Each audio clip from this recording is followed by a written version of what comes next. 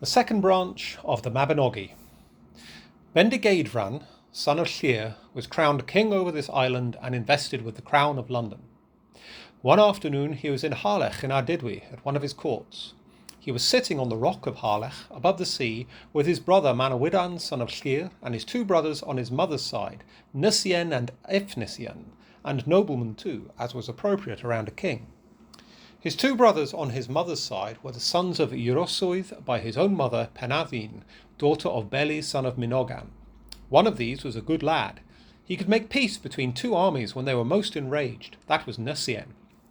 The other would cause two of the most loving brothers to fight. As they were sitting there, they could see 13 ships coming from the south of Ireland, heading towards them easily and swiftly, the wind behind them, and they were approaching with speed.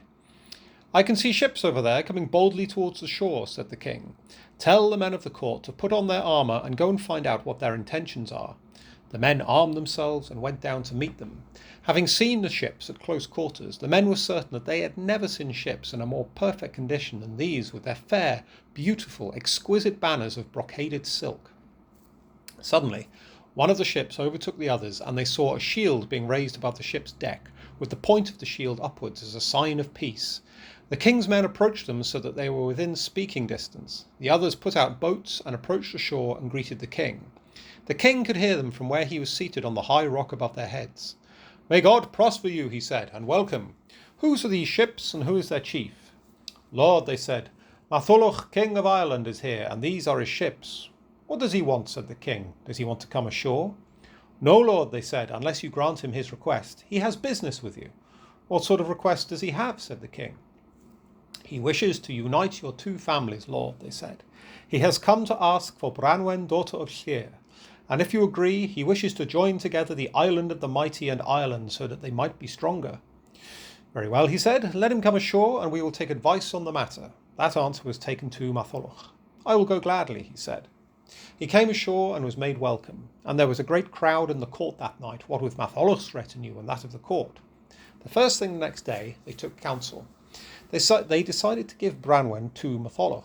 She was one of the 3 chief maidens of this island, and the most beautiful girl in the world. They set a date for Matholwch to sleep with her at Aberfraw, and they left Harlech. They all set off for Aberfraw, Matholwch and his retinue in the ships, Bendigeidfran and his own retinue over land, until they came to Aberfraw. There the feast began, and they sat down. This is how they sat. The king of the island of the mighty, with Manawydan, son of Llyr, on one side, and Matholwch on the other, with Branwen, daughter of Llyr, next to him. They were not in a house, but in tents, because Bendigeidfran had never been able to fit inside any house. They began the celebration and continued to carouse and converse. When they thought it was better to sleep than continue carousing, they went to sleep. And that night Matholwch slept with Branwen. The next day everyone in the court got up, and the officers began to discuss the billeting of the horses and grooms, and they billeted them in every region as far as the sea.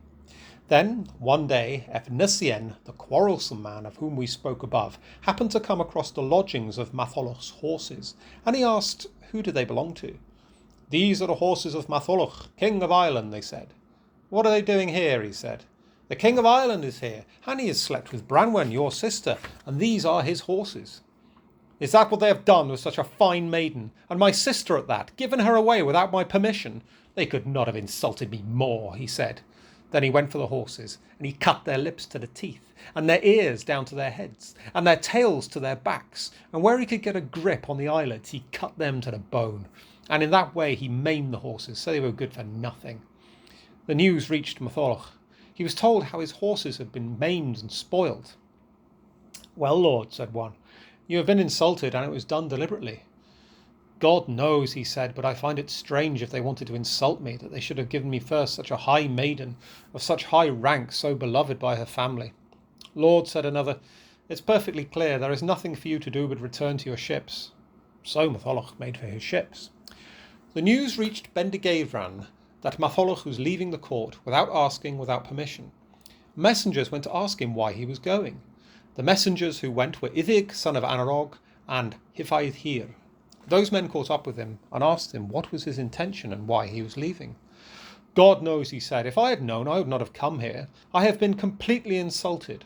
No one has ever been on a worse expedition than this one, and a strange thing has happened to me. What is that? They asked. I was given Branwen, daughter of Llyr, one of the 3 chief maidens of this island, and daughter to a king of the island of the mighty, and I slept with her, but after that I was insulted. I find it strange that the insult was not done before. Such an excellent maiden as that was given to me. God knows, Lord, that insult was not done to you with the approval of the one who rules the court, nor any one of his council. And although you consider it a disgrace, this insult and deception is worse for Bendigeidfran than it is for you. Yes, he said, perhaps so, but yet Bendigeidfran cannot undo the insult just because of that. The men returned of that answer to Bendigeidfran and told him what Matholwch had said. Well, said Bendigeidfran, it is no good if he goes away angry. We cannot allow it. We agree, Lord, they said. Send messengers after him again. I will. Arise, Manawydan, son of Llyr, and Hyfaidd here, and Unig Glew Ysgwydd, and go after him, and tell him that he shall have a sound horse for each one that was maimed, and also he shall have as his honour price a rod of silver as thick as his little finger and as tall as himself, and a plate of gold as broad as his face, and tell him what sort of man did this, and how it was done against my will, and that a brother on my mother's side did it, and it is not easy for me either to kill him or destroy him. Let Matholwch come and see me, and I will make peace on whatever terms he wishes.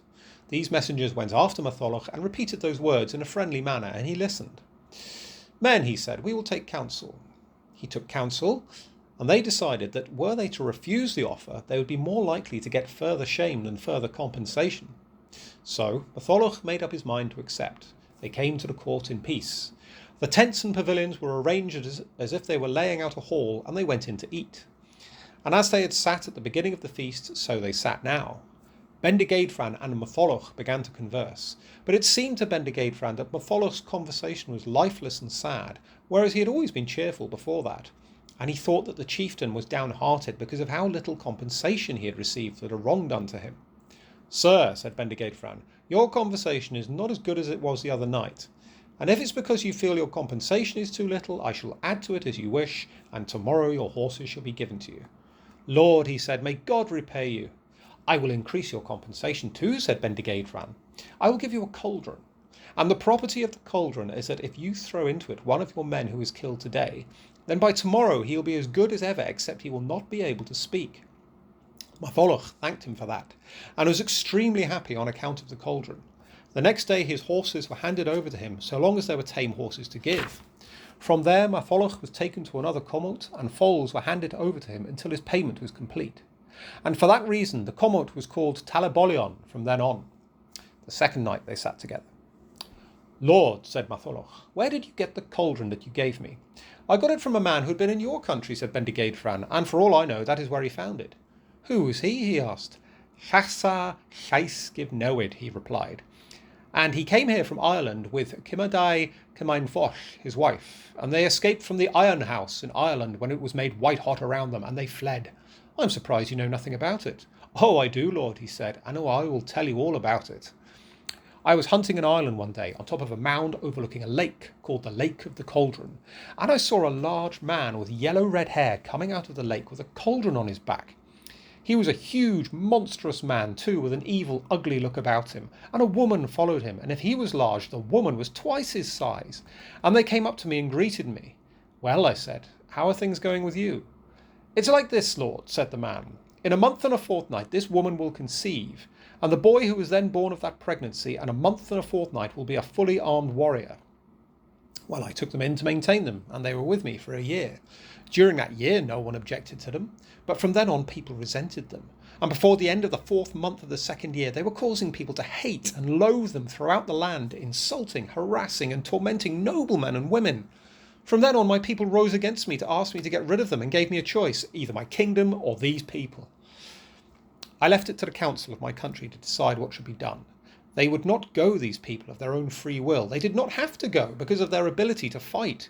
And then in this dilemma it was decided to build a chamber completely of iron, and when the chamber was ready all the smiths in Ireland and all those who owned tongs and hammers were summoned there, and charcoal was piled up to the top of the chamber, and the woman and her husband and her children were served with plenty of food and drink.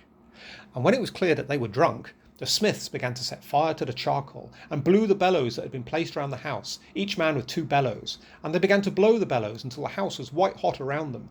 And then the family took counsel in the middle of the chamber, and the husband waited until the iron wall was white. And, unable to endure the great heat, he charged at the wall with his shoulder and broke out through it with his wife following. And only he and his wife escaped. After that, Lord, said Matholwch to Bendigeidfran, I suppose he came over to you. He did indeed, replied Bendigeidfran, and he gave the cauldron to me.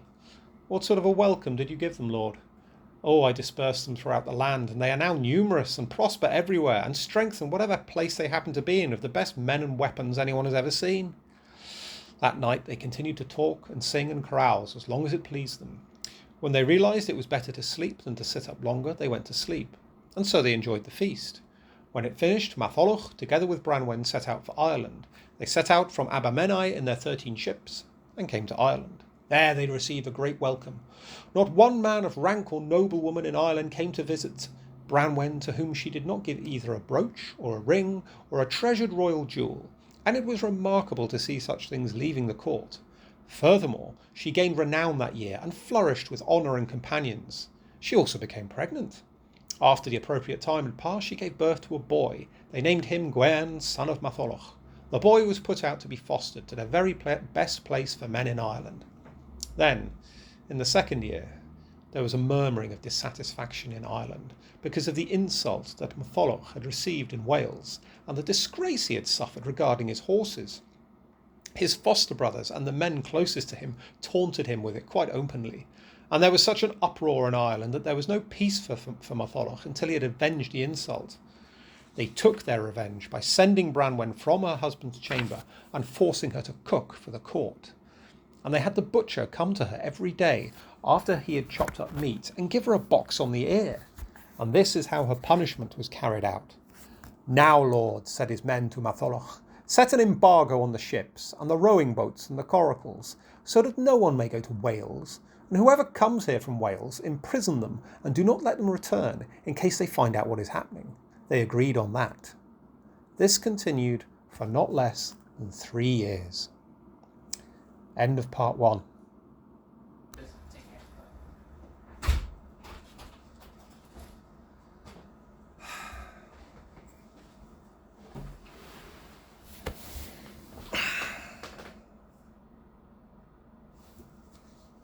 You fucking little gnome.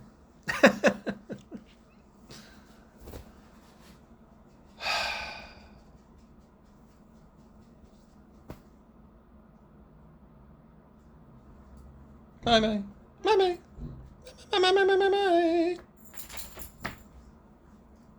Good girl. Well, I suppose I better do that again, hadn't I?